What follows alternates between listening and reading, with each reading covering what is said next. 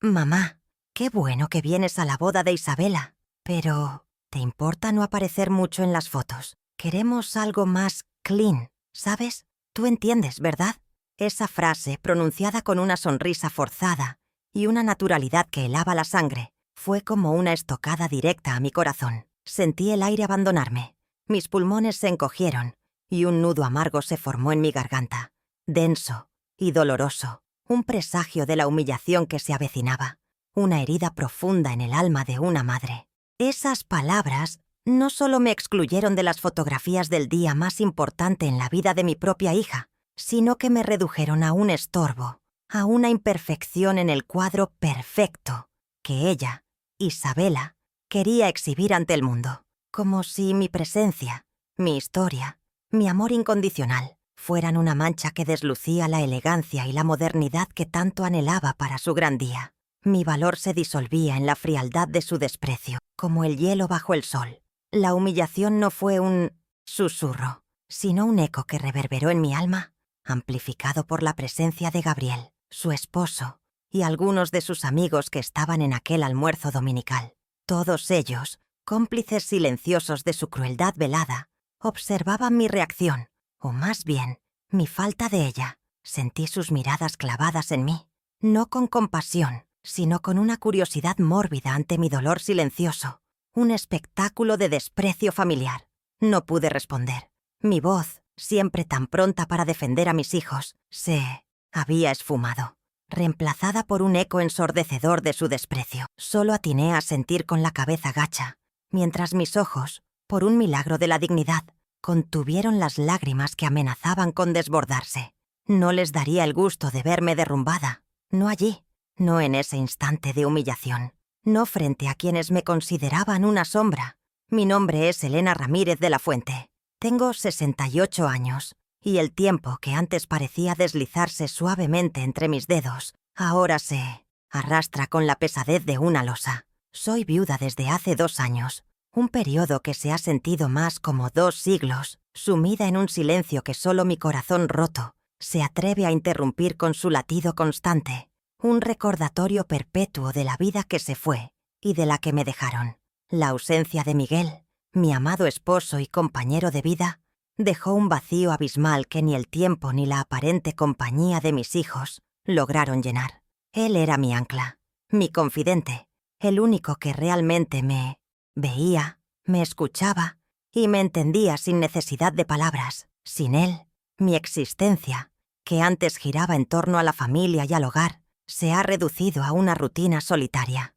Me siento invisible, una sombra pálida y desdibujada que deambula por las habitaciones de esta casa, que aunque llena de recuerdos, se encuentra extrañamente vacía de risas y de la calidez que alguna vez la caracterizó. Soy un eco de la mujer vibrante que un día fui, aquella que bailaba en la cocina mientras preparaba la cena y cantaba canciones de cuna a sus pequeños con alegría desbordante. Anhelo con cada fibra de mi ser vista, ser valorada, sentir que mi existencia aún tiene un peso, una importancia para alguien en este vasto mundo. Esta búsqueda silenciosa de sentido en mis días se ha convertido en mi única compañía, un anhelo constante por volver a ser alguien, por encontrar mi lugar en un mundo que parece haberme olvidado por completo. Tengo 2 hijos, Ricardo, mi primogénito, un hombre de pocas palabras y gestos, y la menor, Isabela, la niña de mis ojos, quien se ha transformado en el epicentro de este profundo dolor que ahora me consume. Ricardo siempre fue más reservado, más apegado a su propio mundo, pero siempre mantuvo, a su manera, un respeto silencioso por mí, una lealtad callada. Isabela, sin embargo, desde su adolescencia, comenzó a trazar una línea invisible, casi imperceptible al principio, entre nosotras. Una frialdad creciente, un distanciamiento que se acentuó drásticamente cuando conoció y se casó con Gabriel, ese hombre ambicioso y calculador que no solo la sedujo, sino que pareció alimentar en ella un desprecio por mis raíces, por mi sencillez, por todo lo que yo representaba.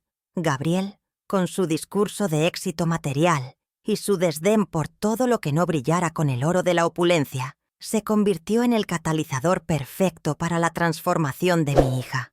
Él la empujó a avergonzarse de su origen humilde, de la modesta condición de su madre, de todo aquello que yo era y que, para ellos, era un estigma a ocultar. Susurros, miradas condescendientes y comentarios velados me hacían sentir cada vez más pequeña, más insignificante.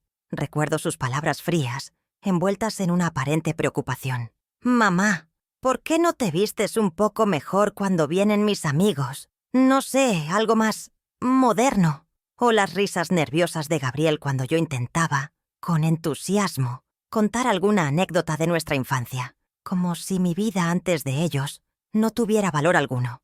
Mi corazón sangraba en silencio, cada vez que notaba su vergüenza por mi simple existencia. Si alguna vez sentiste el eco de un corazón solitario o el frío del desprecio que cala hasta los huesos, te invito a unirte a esta comunidad. Suscríbete al canal, dale a me gusta y activa la campanita. Tu apoyo es un abrazo para historias como la mía, para almas que anhelan ser escuchadas y encontrar un lugar donde realmente pertenecer. Por años, me desdoblé en trabajos humildes y agotadores, aquellos que marcaban la piel y dejaban el cuerpo cansado, pero el espíritu, inquebrantable. Fui costurera.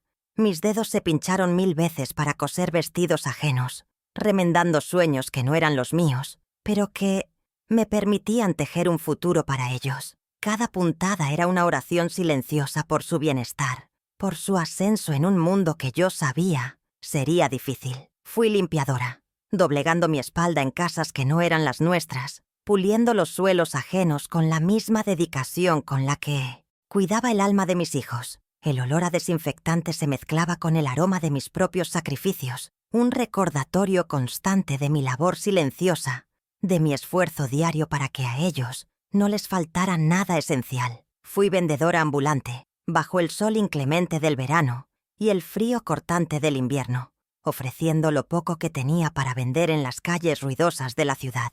Mi voz se desgastaba al pregonar, pero mi corazón se mantenía firme con la imagen de sus rostros, con la esperanza de que cada moneda ganada les abriera una puerta a un futuro mejor, a un camino menos espinoso. Todo este esfuerzo incansable era para garantizar que mis hijos tuvieran lo que yo nunca tuve, una oportunidad digna, un camino sin privaciones, un futuro prometedor. Mi propia vida se pospuso indefinidamente, subordinada a la suya, convencida de que su felicidad sería, al final, mi mayor y más duradera recompensa. Renuncié a mis propios sueños, a la promesa de una vida diferente que alguna vez me había ilusionado. Había soñado con estudiar bellas artes, con pintar lienzos llenos de color y expresión, con dar forma a mis emociones a través de los pinceles. Pero ese anhelo quedó sepultado bajo las montañas de ropa para coser y las interminables horas de trabajo. No había tiempo, ni recursos, ni energía para lujos como el arte o la realización personal.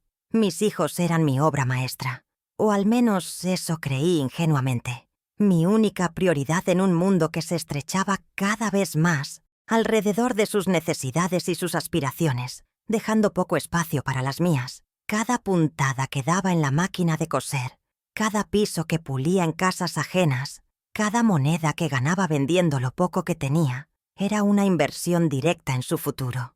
Mi espalda dolía con un dolor constante, mis manos se agrietaban y endurecían, pero la imagen de sus sonrisas era mi única recompensa visible, mi motor inagotable para seguir adelante, a pesar de todo el cansancio.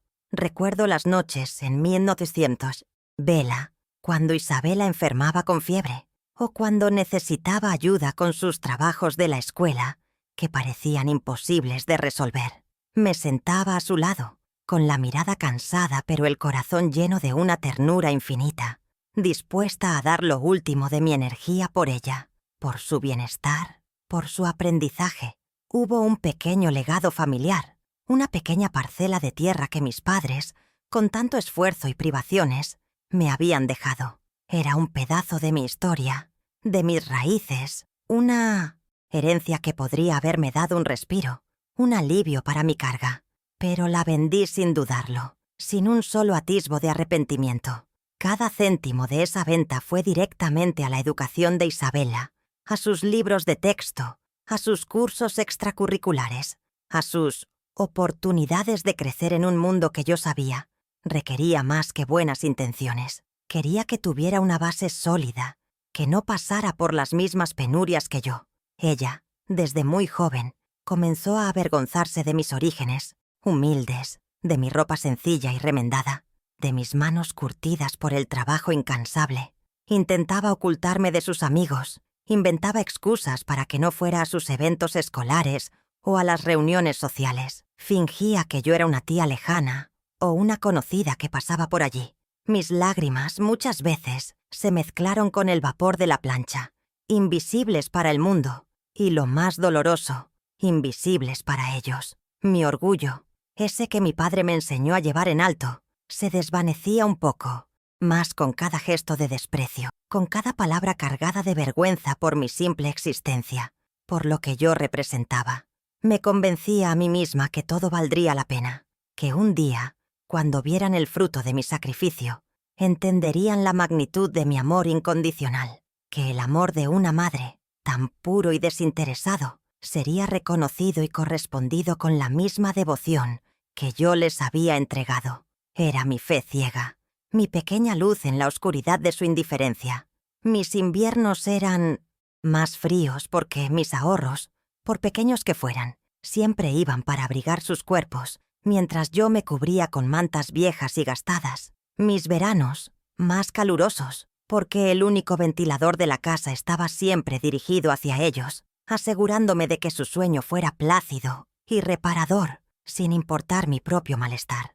Las humillaciones, sin embargo, no comenzaron con el asunto de las fotos de la boda. Se habían gestado a lo largo de los años, como pequeñas espinas invisibles que se clavaban en mi alma, volviéndome insensible al dolor agudo, pero cada vez más susceptible al constante goteo de su desprecio. Ricardo, mi hijo mayor, aunque más distante en sus afectos, nunca fue cruel en sus palabras o gestos. Su desapego era más una ausencia que una agresión. Era Isabela, con su frialdad calculada y su sonrisa condescendiente, quien me hería con cada nueva estocada, cada palabra sutilmente venenosa que disfrazaba de preocupación o de consejo. Su habilidad para minimizar mi existencia, para hacerme sentir pequeña e insignificante, era casi un arte, perfeccionado a lo largo de los años, un talento que me desgastaba lentamente por dentro. Recuerdo la primera vez que sentí el peso del desprecio público, la vergüenza que ella sentía por mi presencia. Fue en una cena de Navidad en casa de unos amigos de Isabela, un evento social al que fui, llena de ilusión, pensando que compartiríamos un momento en familia. Yo, con mi mejor vestido, sencillo pero limpio y planchado, intenté participar en una conversación sobre política. «Mamá, ¿no crees que es un tema un poco complicado para ti?», me soltó Isabela con una sonrisa condescendiente, casi un gesto de pena, mientras Gabriel asentía con suficiencia, como si mi mente fuera incapaz de comprender algo tan complejo. Mis palabras se ahogaron en mi garganta, la vergüenza ajena me inundó, y el resto de la noche se volvió un borrón. Los gestos de desprecio eran cada vez más evidentes, más lacerantes. Isabela me pedía que la llamara antes de ir a su casa, por si acaso, una excusa velada para poder decirme que no era un buen momento, para evitarme, y a menudo olvidaba avisarme cuando tenía reuniones importantes o eventos familiares donde yo, ingenuamente, habría querido estar presente, sintiendo que era parte de su vida. «Mamá, ¿por qué no te quedas en casa el sábado? Vamos a tener una reunión con gente muy importante y... bueno, no quiero que te aburras. Ya sabes cómo son esos temas de negocios», me dijo una vez por teléfono, con esa voz melosa que disfrazaba la puñalada, como si mi mente no pudiera seguir una conversación. Sabía que no quería que yo manchara su imagen con mi presencia, con mi simpleza. La desvalorización se volvió cotidiana, casi parte de mi rutina. Mis opiniones sobre cualquier tema, desde cómo arreglar un enchufe descompuesto hasta consejos sobre la crianza de mis nietos, eran sistemáticamente ignoradas o desestimadas con un brusco «Mamá, tú no entiendes de estas cosas, son otros tiempos». como si mis años de experiencia no valieran absolutamente nada en su mundo moderno. Mis intentos de acercamiento, de tender puentes sobre el abismo que ella construía, eran recibidos con una frialdad desarmante. Cuando le preguntaba a Isabella sobre su día, me respondía con monosílabos o cambiaba de tema abruptamente. Cuando intentaba abrazarla, sentía su cuerpo tenso, rígido, como si mi contacto le resultara incómodo, casi repulsivo. Ese vacío en su mirada era un pozo, sin fondo. Una vez, mi nieta pequeña, Sofía, la más dulce de todas mis nietas, me dibujó un corazón lleno de colores, imperfecto, pero rebosante de amor infantil. Isabella, al verlo, comentó con un tono de voz lleno de desdén: «Abuela, Sofía, dibuja un poco mejor, ¿no crees? Ese corazón está torcido, no sirve». La niña se encogió en sí misma, y yo sentí un dolor que iba más allá de mí, protegiendo el alma de mi nieta de su crueldad. Las frases cortantes se hicieron más agudas, más punzantes con el paso del tiempo. «Mamá, no eres digna de sentarte a mi mesa», me había dicho Isabella en una discusión menor, años atrás, una frase que resonó en mi memoria como un eco del destino, premonitoria de lo que vendría. Aquel día de la boda, esa frase se materializó en un pedido sutil, pero igualmente cruel, casi una sentencia. Incluso Ricardo, aunque nunca directamente hiriente, empezó a mostrar un cierto cansancio, una resignación ante mis intentos desesperados de conectar con Isabella o de reparar lo que ella rompía. «Mamá, déjala. Ella es así. Siempre ha sido un poco especial», me decía, como si su frialdad y su desdén fueran una característica inmutable, y no una herida abierta en mi corazón de madre. El desprecio se extendía incluso a las cosas que yo les daba con tanto amor y esmero.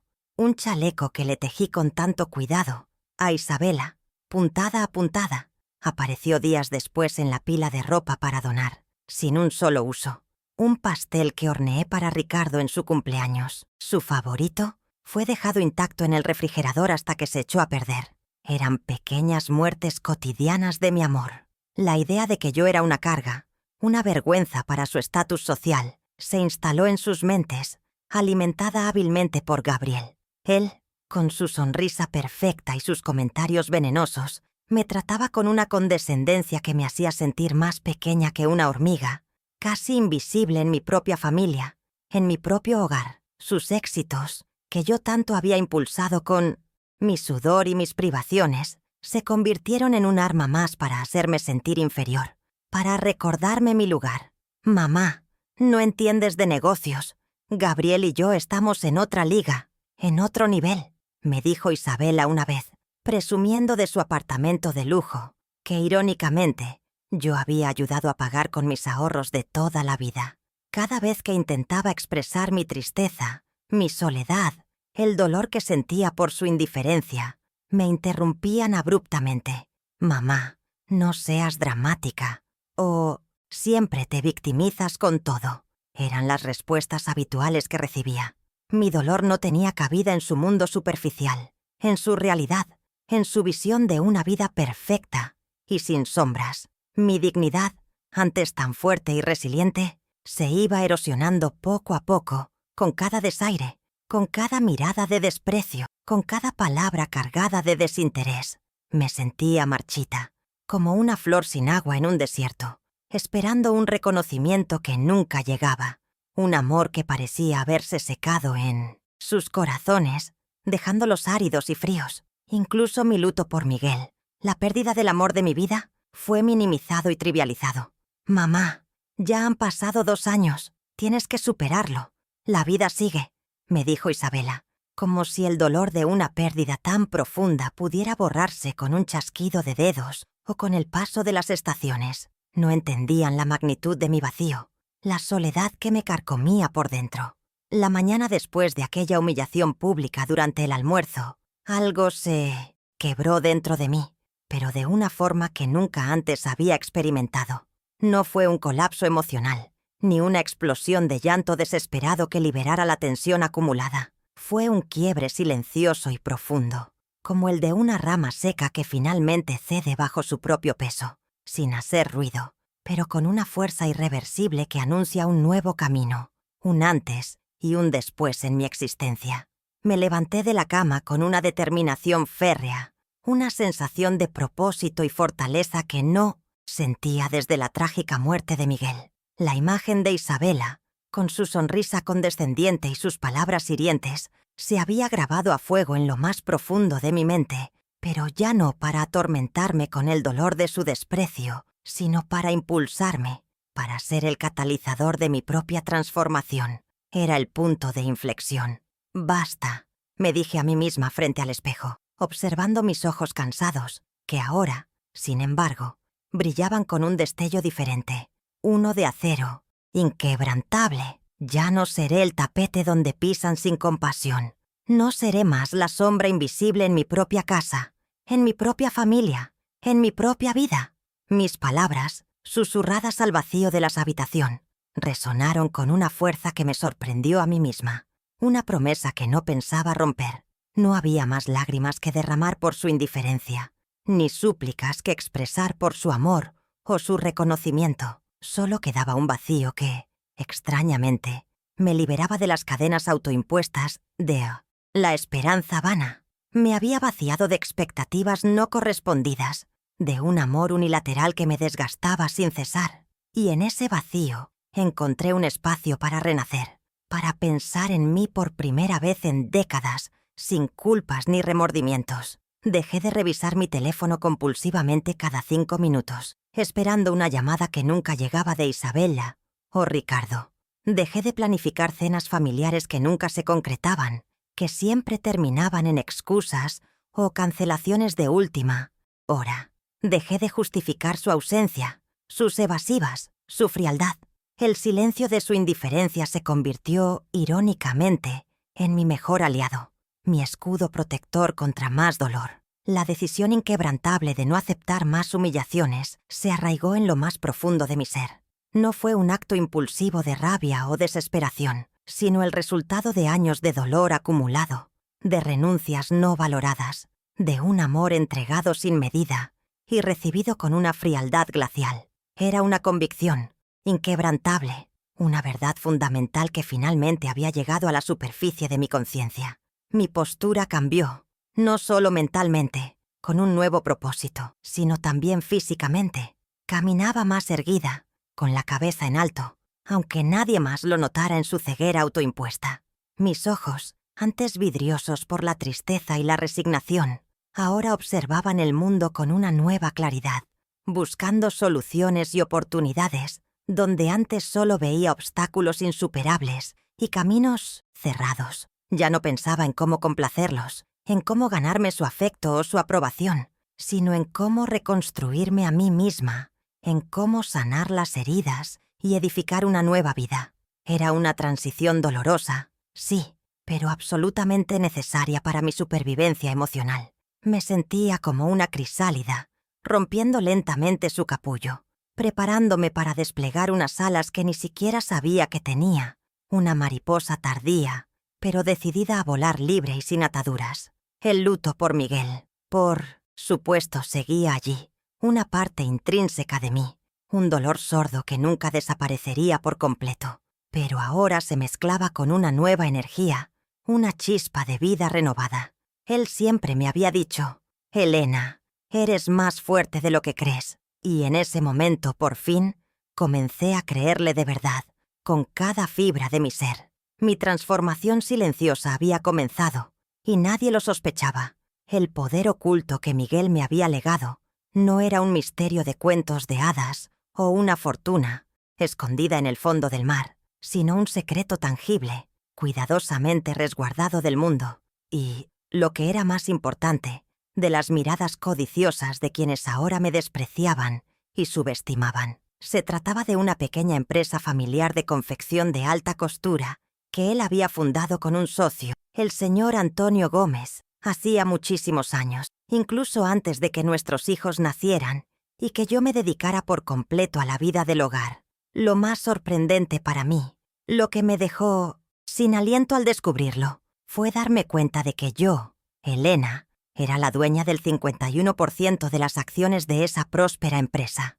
Miguel con su sabiduría innata y su eterna, inquebrantable preocupación por mi bienestar futuro, se había asegurado, a través de intrincados documentos legales, de que mi nombre figurara como la heredera legal y mayoritaria de esa compañía, aunque yo jamás me había involucrado directamente en su gestión ni en sus operaciones diarias. Siempre me pareció extraño, incluso en los años más difíciles de nuestra vida, que Miguel, a pesar de su trabajo aparentemente discreto y sin ostentaciones, tuviera una estabilidad económica tan sólida, capaz de mantener a nuestra familia con dignidad e incluso de financiar las oportunidades de mis hijos. Ahora, con los documentos en mis manos, todo cobraba un sentido doloroso y, a la vez, liberador. La empresa, a lo largo de los años, había prosperado de manera silenciosa, pero constante, acumulando un patrimonio considerable.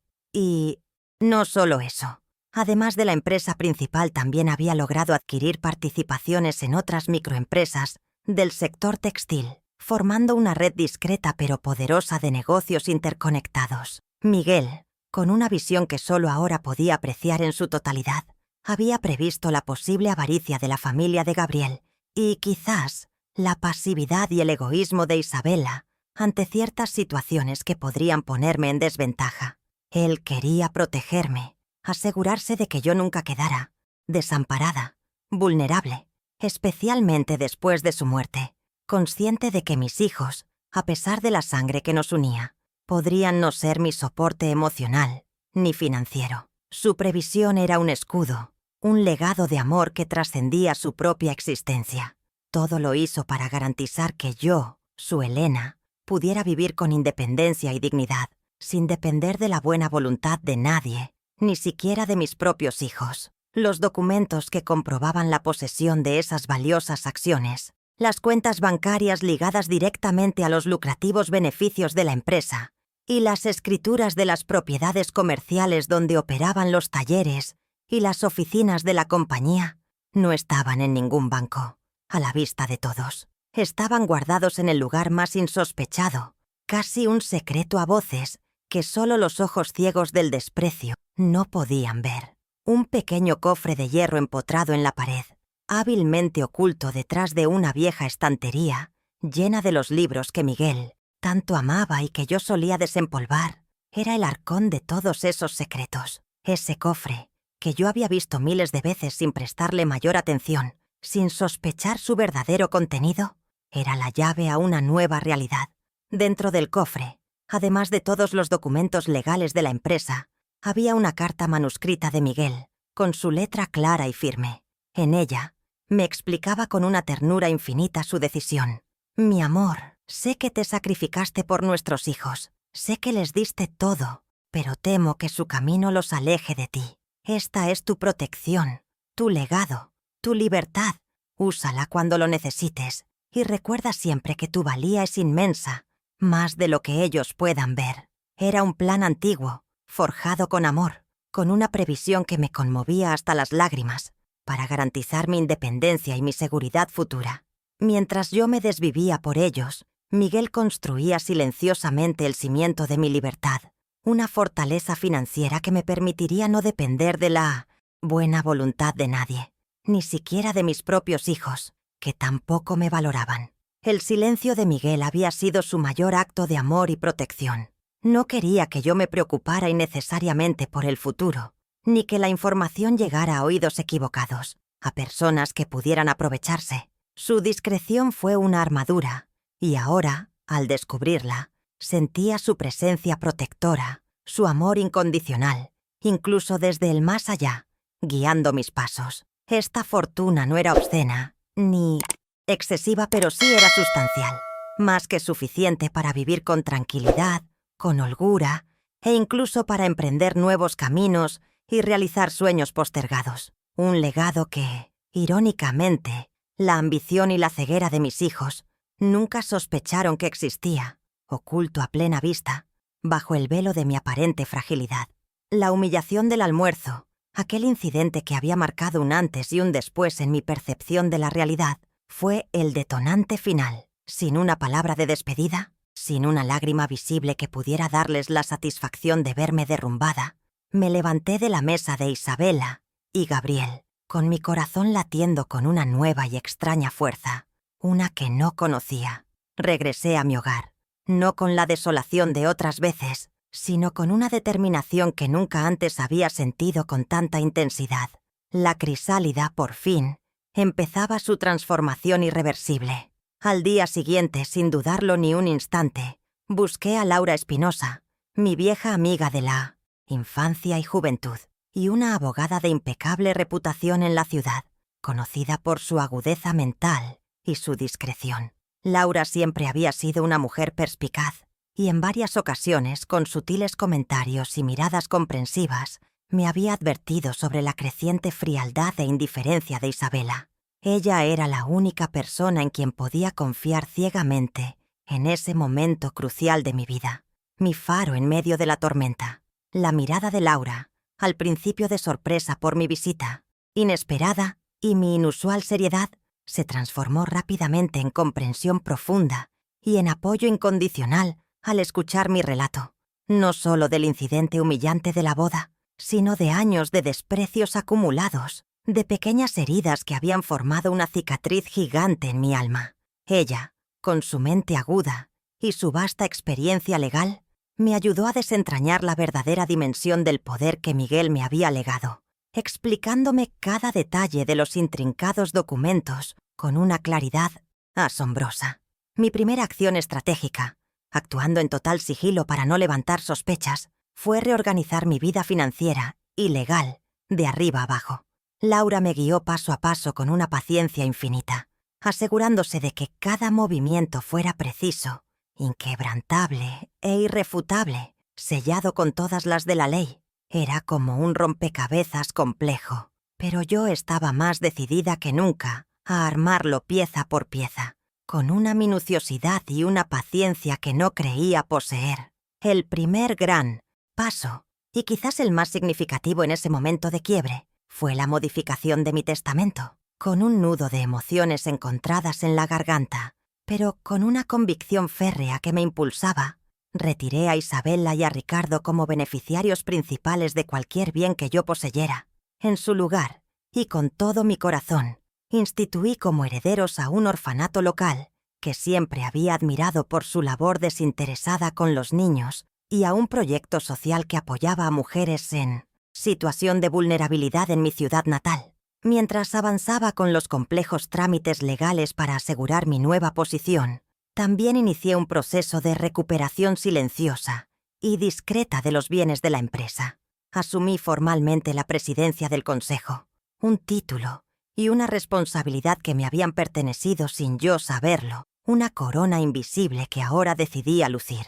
Y con mano firme, comencé una auditoría exhaustiva de todas las finanzas y operaciones de la compañía. Cada número, cada informe, me revelaba la magnitud del imperio discreto que Miguel había construido con tanto amor y previsión para mí. Las decisiones que tomaba eran frías, calculadas y estratégicas, muy distintas de mi naturaleza emocional y sentimental de antaño.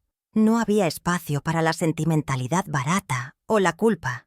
Cada acción legal, cada firma en un documento notarial, cada inversión que aprobaba, era un acto de inteligencia y dignidad, un mensaje claro para el universo de que ya no sería la mujer subestimada y pisoteada que ellos creían conocer. Era mi grito silencioso de victoria.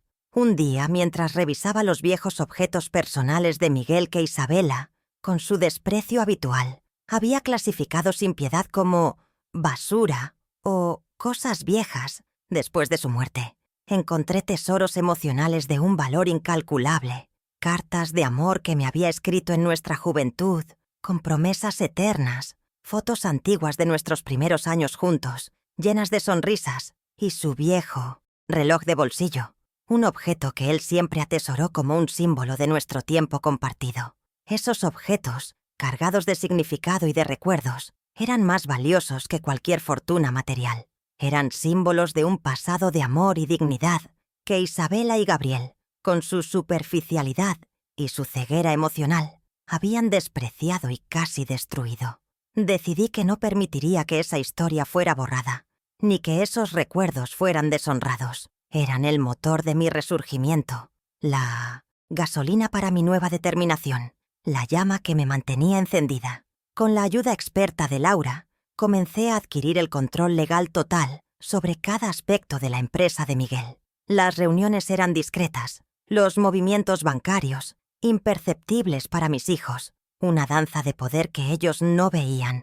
Era como una tejedora silenciosa y astuta, entrelazando hilos de poder que un día se convertirían en una red ineludible, atrapándolos en las consecuencias de sus propias acciones. Me reuní con el socio de Miguel, Antonio Gómez, un hombre leal y honesto que se sorprendió visiblemente al ver mi repentino interés en los negocios, pero que se mostró dispuesto a colaborarme en todo. Él, con su experiencia, me reveló detalles cruciales que ni siquiera Laura conocía sobre la astucia de Miguel para mantener la empresa oculta de miradas indiscretas y de posibles depredadores. Cada paso que daba me fortalecía, no solo financieramente, con cada nuevo activo y cada nuevo contrato, sino también emocionalmente, con cada pequeña victoria sobre el pasado. Me sentía más viva, más dueña de mí misma que nunca antes en mi vida. La debilidad que mis hijos percibían en mí era, en realidad, un camuflaje para una fuerza creciente, una estrategia silenciosa que estaba a punto de explotar. Aprendí sobre finanzas corporativas, sobre inversiones de riesgo, sobre el complejo mercado textil global. Mi mente, que ellos consideraban obsoleta y lenta, se mostraba ágil y capaz, absorbiendo conocimientos como una esponja. Era una estudiante aplicada, una mujer que redescubría su potencial a los 68 años. La ignorancia de mis hijos sobre mi verdadera capacidad era mi mayor ventaja estratégica, su talón de Aquiles. Mientras mis hijos, Isabela y Ricardo, seguían creyendo con una ceguera autoimpuesta que yo era la misma mujer frágil y sumida en la tristeza de su viudez, yo llevaba una vida doble, secreta y meticulosamente planeada. Para ellos, yo era simplemente la madre, que visitaba el cementerio con demasiada frecuencia, la que pasaba las tardes tejiendo en el viejo sillón de la sala, la que se conformaba con su invisibilidad impuesta y su aparente sumisión. Pero esa, en realidad, era solo la fachada que les permitía subestimarme aún más. En la realidad, cada día que pasaba me fortalecía, no solo mi espíritu, sino también mi mente y mi determinación. Mis mañanas comenzaban temprano, no con quejas o lamentos, sino con la lectura atenta de informes financieros, detallados, con llamadas discretas a Laura y a P. Antonio Gómez, mi socio silencioso, estableciendo estrategias para el futuro. Aprendía el complejo lenguaje de los negocios. Los números bailaban en mi mente, revelando un mundo de posibilidades que antes me eran completamente ajenas e inaccesibles. Reconstruí mi vida pieza por pieza, con una paciencia y una dedicación que solo el dolor más profundo puede forjar. Empecé a cuidar de mí misma, algo que había postergado por años, posponiendo mi bienestar en favor del suyo. Volví a las clases de pintura que abandoné en mi juventud, y mis manos, antes solo hábiles para la costura doméstica y las tareas del hogar, ahora creaban lienzos llenos de vida, de color y de una expresión artística que liberaba mi alma, una verdadera terapia. También comencé a arreglar y modernizar mi antigua casa, esa que Isabela consideraba anticuada y sin estilo. Con el dinero de la empresa contraté a un equipo de arquitectos y diseñadores discretos que la transformaron en un hogar moderno, elegante y funcional, pero conservando su esencia, su historia y, por supuesto, los preciosos recuerdos de Miguel. Era mi fortaleza personal, mi refugio inexpugnable, mi declaración silenciosa de independencia. Mientras ellos se preocupaban por sus vidas superficiales, por las apariencias y sus problemas triviales, yo gestionaba importantes inversiones, cerraba contratos millonarios y expandía la empresa de Miguel a nuevos mercados con una visión audaz. Mis decisiones, informadas y calculadas con precisión, demostraban una astucia para los negocios que nadie en mi familia, y mucho menos ellos, hubiera imaginado que yo poseía. Mi vestuario cambió drásticamente. De la ropa sencilla y funcional que usaba a diario, pasé a prendas elegantes, sobrias, confeccionadas con telas de alta calidad que reflejaban mi nueva confianza y mi autoridad recién descubierta. No era para impresionar a nadie más que a mí misma, sino para sentirme bien, para reconocer y honrar la mujer fuerte y capaz que estaba emergiendo de las cenizas de mi pasado. Me reencontré con viejas amistades que había descuidado por años, por dedicarme en exclusiva a mis hijos y a la casa. Organizaba reuniones discretas, cenas íntimas con gente interesante, personas que valoraban mi conversación, mi intelecto y mi experiencia, no mi estatus familiar o mi capacidad para complacer a los demás. Encontré un círculo de apoyo que siempre me faltó. La preparación para el confrontamiento final no era un acto de venganza cruel, sino de justicia implacable. No quería verlos sufrir sin razón, sino que comprendieran el verdadero valor de la dignidad, el peso insoportable de la ingratitud y las consecuencias inevitables de sus acciones y de su desprecio sistemático. Era una lección que necesitaban aprender de la manera más dura. Mientras ellos vivían ajenos en su burbuja de privilegios, autoimpuestos y apariencias, yo me preparaba meticulosamente para desinflarla por completo. Cada movimiento, cada decisión estratégica, era una puntada maestra en el tapiz de mi venganza silenciosa, una que no buscaba el daño físico o la ruina total, sino la verdad, la reparación de años de humillación y el restablecimiento de mi propia valía.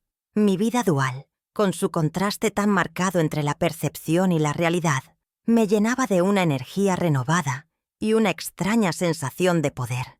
La satisfacción de construir algo para mí, de demostrarme a mí misma de lo que era capaz, era un elixir. Y en mi soledad encontraba una fortaleza que nunca la compañía interesada de mis hijos había podido darme.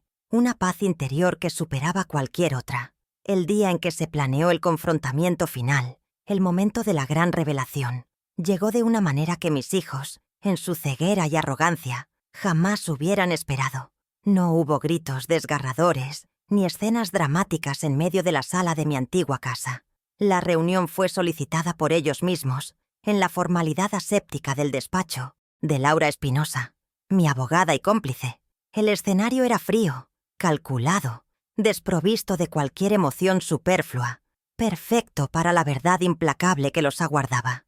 Meses después de la suntuosa boda de Isabela, a la que, por supuesto, no asistí, manteniendo mi promesa silenciosa, los rumores en el mercado sobre la inesperada adquisición de una nueva empresa por parte de la Confecções Helena, como ahora se llamaba mi negocio, llegaron a oídos de Ricardo. Él, que siempre había sido más cauteloso con sus finanzas y más apegado a la estabilidad, entró en un pánico palpable, sus planes futuros tambaleándose ante lo desconocido. Por su parte, Isabela, con su habitual arrogancia y su desmedida ambición, había intentado desesperadamente acceder a unas cuentas bancarias que ella, erróneamente, creía suyas por derecho de herencia. Sin embargo, se encontró con la rotunda sorpresa de que estaban completamente bloqueadas, inaccesibles para ella. Gabriel, su esposo, la había presionado para obtener ese dinero con urgencia, y ahora ambos estaban furiosos y desesperados, incapaces de entender qué estaba sucediendo. Exigieron una reunión urgente con Laura, mi abogada, pensando que se trataba de algún error administrativo menor o de un problema trivial que yo, en mi supuesta ingenuidad y falta de conocimientos financieros, no sabría manejar. Su percepción de mí era tan limitada que no sospechaban que estaban a punto de enfrentarse a la mujer que habían subestimado y humillado por décadas, a la verdadera fuerza detrás de la Confecções Helena. Yo llegué al despacho vestida con un sencillo, pero impecablemente elegante vestido de seda, en un tono neutro. Mi cabello plateado recogido en un moño impecable, sin un solo mechón fuera de lugar. Mi postura era serena, mi mirada tranquila y firme a la vez, sin asomo de la tristeza o la fragilidad que ellos esperaban. Había un aire de autoridad sutil en mí que jamás habían visto, y que los dejó visiblemente incómodos, casi intimidados. Isabela, con su habitual arrogancia y su voz aguda, intentó dominar la conversación desde el primer instante, sin perder la costumbre. Madre, ¿Qué está pasando con esas cuentas? ¿Por qué no podemos acceder al dinero? ¿Y qué es eso de una nueva empresa? Necesitamos una explicación ahora mismo. Su voz sonaba exigente, pero había un matiz de miedo y desesperación en su tono que no pude ignorar. Ricardo, más pálido de lo habitual y con una expresión de profunda preocupación, intentó ser más conciliador, aunque su nerviosismo era evidente. «Mamá, por favor, ¿podemos hablar de esto con calma? Creo que hay un malentendido importante aquí, algo que debemos aclarar entre todos». Él, al menos, no era tan ciego como Isabela, pero aún no comprendía la magnitud del malentendido que estaba a punto de desvelarse ante sus ojos. Laura, con su profesionalismo habitual y su voz pausada pero autoritaria, tomó la palabra, explicando la situación legal con una precisión implacable, citando artículos y leyes que para mis hijos sonaban a chino. Detalló la estructura de la empresa, mi participación mayoritaria y la legalidad de cada movimiento. Pero fue mi voz, tranquila y pausada, la que finalmente cortó el aire tenso de la sala, revelando la verdad cruda que habían ignorado por tanto tiempo. «Queridos hijos», comencé, mi voz sin el menor temblor, con una autoridad que los sorprendió. «La empresa que ahora adquiere otras compañías importantes en el mercado textil, las cuentas bancarias que ahora están bloqueadas para ustedes y todos los activos relacionados, todo eso es mío, legalmente. Ha sido mío desde hace mucho tiempo. Es un legado que su padre, Miguel, tuvo la sabiduría y el amor de proteger para mí, sin que ustedes lo supieran.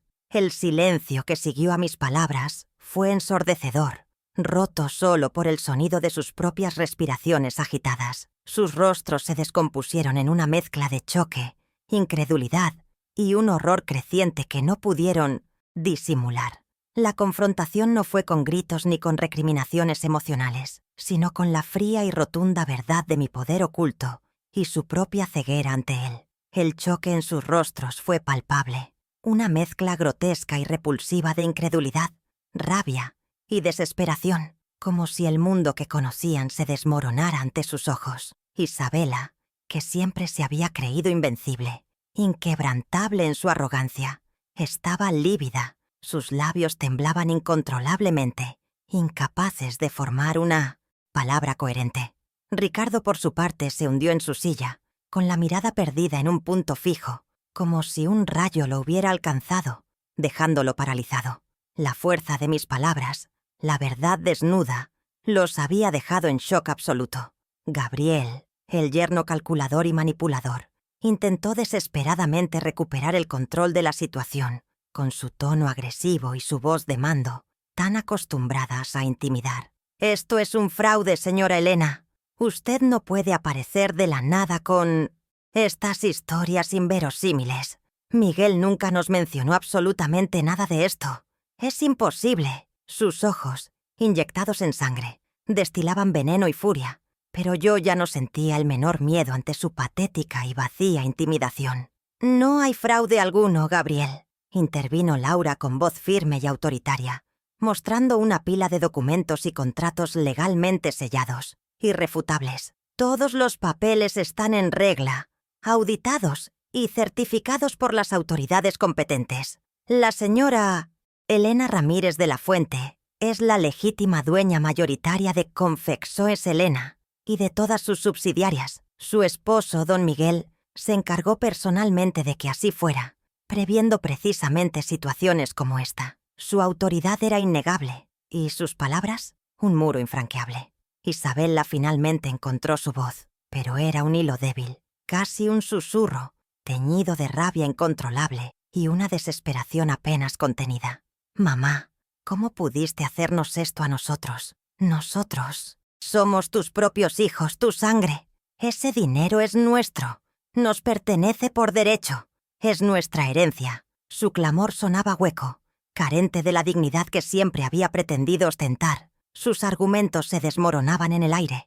«¿Por derecho?», respondí, mi voz ahora más elevada, cortante como una navaja, pero manteniendo la calma. «Mi derecho, hijos míos, fue el de la renuncia constante y el sacrificio absoluto por ustedes. ¿Recuerdan las noches sin dormir por sus fiebres? los trabajos humildes que me desgastaron el cuerpo, la parcela familiar que vendí para pagar sus estudios más costosos. ¿Recuerdan mi dignidad pisoteada? ¿Mis sueños sacrificados en el altar de su futuro? Cada palabra mía era un golpe directo a su conciencia, una verdad implacable que ellos habían sepultado bajo montañas de ingratitud y desprecio. La habitación se llenó de una tensión densa, irrespirable, como si el oxígeno se hubiera agotado. La dinámica de poder había cambiado drásticamente en ese instante. Ya no eran ellos quienes imponían las reglas del juego, sino yo, la mujer que habían creído dominar. El acceso a los fondos de la empresa, la participación en sus lucrativos beneficios, continué, mirando fijamente a Isabela y luego a Ricardo. Sus rostros desfigurados por la sorpresa y el pánico. Solo les será liberado si aceptan y cumplen a cabalidad un riguroso programa de reeducación sobre finanzas y administración. Y más importante aún, si aprenden a tratarme con el debido respeto y reconocimiento que merezco como su madre, como la persona que les dio todo, sin pedir nada a cambio. Ricardo, con lágrimas genuinas en los ojos, intentó una súplica desesperada, su voz quebrada por la emoción. «Mamá, por favor, no nos hagas esto, te lo imploro. Lo necesitamos. No sabemos vivir de otra manera». Pero mi corazón, que tanto había sangrado por ellos en el pasado, se había endurecido. No era crueldad lo que sentía, sino una necesidad imperiosa de justicia, una deuda que debía ser saldada. «De lo contrario», afirmé, mi voz firme como una roca inamovible, sin una pizca de duda, «serán desheredados, por completo. No tendrán acceso a absolutamente nada de mi fortuna. Mis bienes, mi patrimonio, irán íntegramente a quienes realmente lo valoren y lo necesiten, a niños desamparados, a mujeres que necesitan una oportunidad para reconstruir sus vidas, a quienes sí entienden lo que es el verdadero valor de la gratitud y el esfuerzo». El desalojo emocional y financiero fue brutal para ellos. Isabela, acostumbrada a una vida de lujo y privilegios sin esfuerzo, vio su futuro de opulencia desvanecerse en un instante. Ricardo, que dependía de la herencia para sus propios planes y ambiciones, enfrentó la cruda realidad de su desatino y su falta de visión. La humillación pública, aunque solo para los presentes en el despacho, fue demoledora, el golpe más duro de sus vidas. La relación, que ya estaba fracturada desde hacía mucho tiempo, se cortó definitivamente en ese instante, como un hilo deshilachado que finalmente se rompe. No hubo vuelta atrás posible. No había espacio para la negociación. Yo no buscaba su amor a la fuerza, solo su respeto, y si no podían ofrecérmelo, no había nada más que discutir. No quedaba nada más por salvar entre nosotros. El silencio sepulcral que se instaló en el despacho después de mis palabras fue la tumba de nuestra relación familiar. Mis condiciones eran claras, irrevocables. Era mi acto final de amor, un amor que ahora se manifestaba en la forma de una lección dolorosa, pero absolutamente necesaria para su crecimiento. Ellos habían construido un muro de desprecio, y ahora yo levantaba uno de dignidad inquebrantable, inexpugnable. Me levanté lentamente de la silla, mi cabeza en alto, mi mirada fija en un punto más allá de ellos, como si ya no existieran en mi campo de visión. «La reunión ha terminado», dije, con la misma serenidad con la que había llegado al despacho.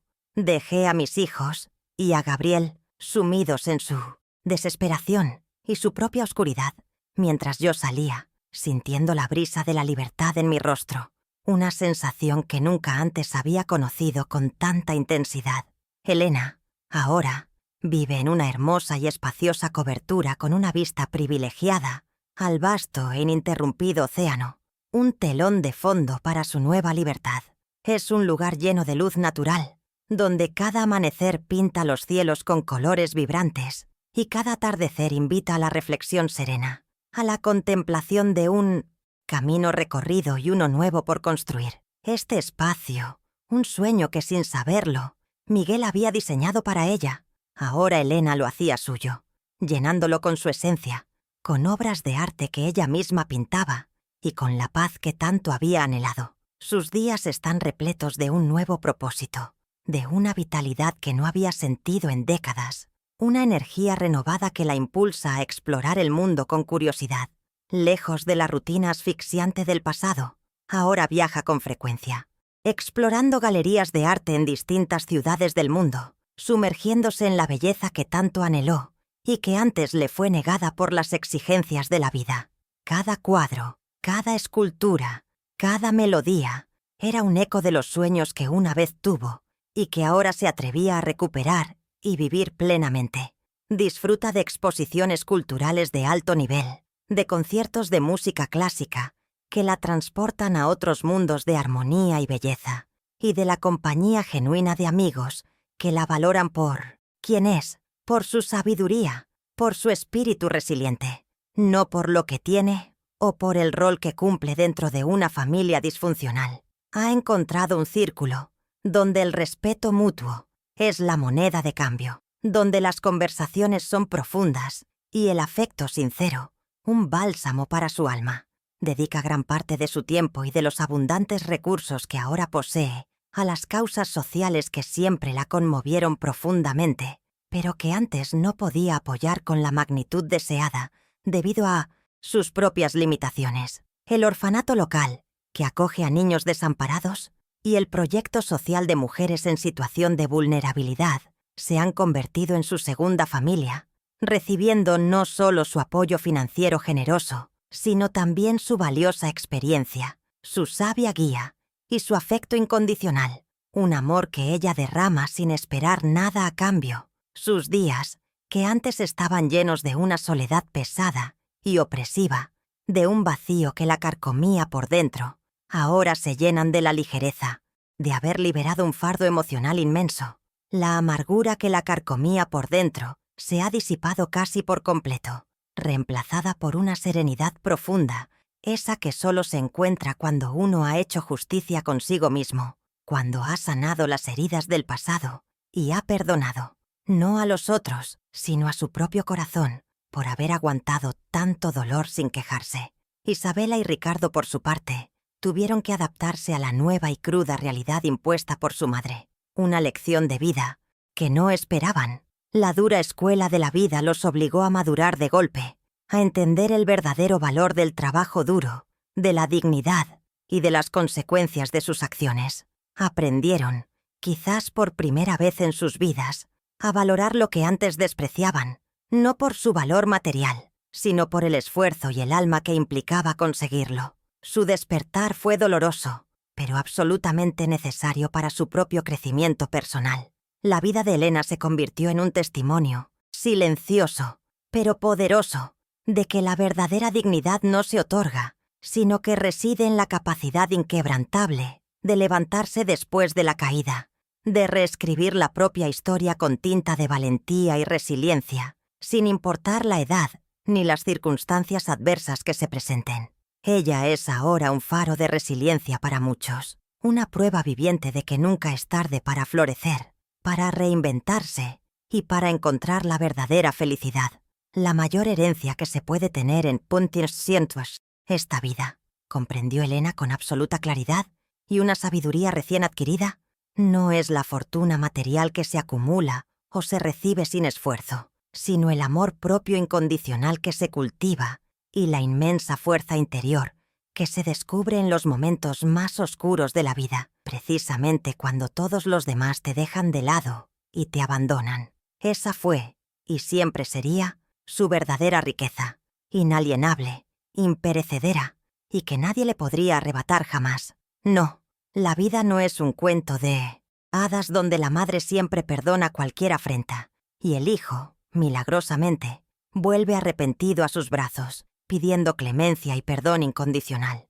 A veces, la justicia se viste de decisiones firmes, de pasos agigantados hacia la dignidad reconquistada, y de un adiós silencioso, pero definitivo, a todo aquello y a todos aquellos que alguna vez nos hirieron profundamente. Es una verdad cruda, innegable, pero al mismo tiempo es una verdad profundamente liberadora, que se forja en el fuego de la experiencia y el dolor.